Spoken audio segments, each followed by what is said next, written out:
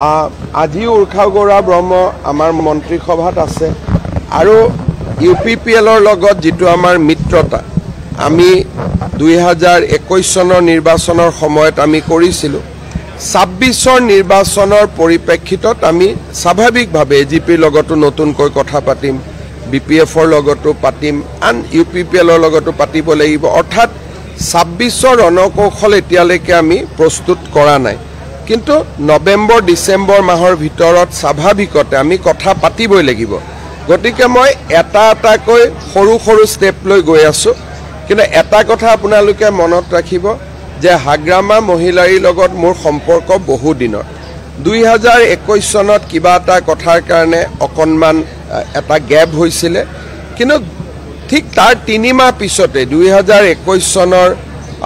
মই মুখ্যমন্ত্ৰী হলো মে মাহত সেপ্টেম্বৰ অক্টোবৰ মাহত মই আমি আকৌ লগ হলো কথা পাতিলো তেওঁলোকে আমাক সমৰ্থন কৰিলে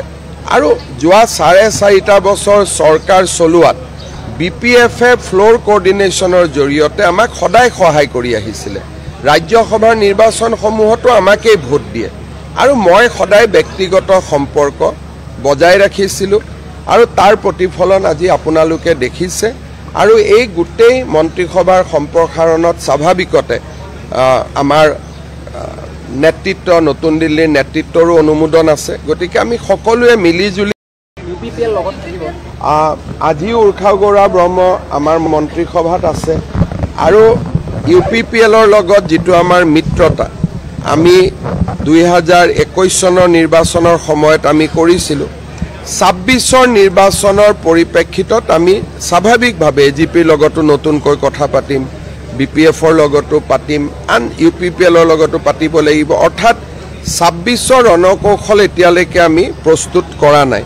কিন্তু নৱেম্বৰ ডিসেম্বৰ মাহৰ ভিতৰত স্বাভাৱিকতে আমি কথা পাতিবই লাগিব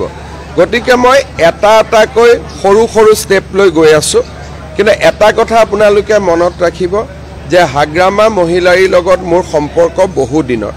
2021 চনত কিবা এটা কথাৰ কাৰণে অকনমান এটা গ্যাপ হৈছিল কিন্তু ঠিক তাৰ 3 মাহ পিছতে 2021 চনৰ মই মুখ্যমন্ত্ৰী হলো মে মাহত সেপ্টেম্বৰ অক্টোবৰ মাহত মই আমি আকৌ লগ হলো কথা পাতিলো তেওঁলোকে আমাক সমৰ্থন কৰিলে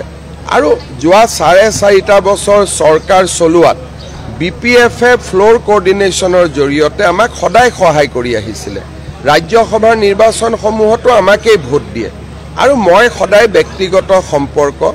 বজাই ৰাখিছিলো আৰু তাৰ প্ৰতিফলন আজি আপোনালোকে দেখিছে আৰু এই গুটেই মন্ত্ৰীসভাৰ সম্প্ৰসাৰণত স্বাভাৱিকতে আমাৰ নেতৃত্ব নতুন দিল্লীৰ নেতৃত্বৰো অনুমোদন আছে গতিকে আমি সকলোৱে মিলি জুলি UPPL লগত থাকিব আজি উৰ্খাগৌৰা ব্ৰহ্ম আমাৰ মন্ত্ৰীসভাত আছে আৰু UPPLৰ লগত যেটো আমাৰ মিত্ৰতা আমি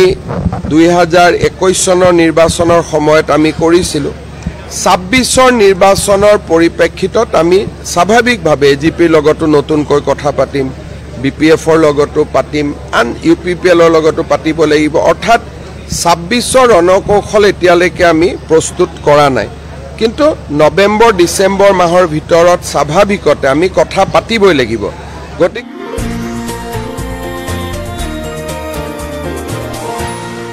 এনিটক্স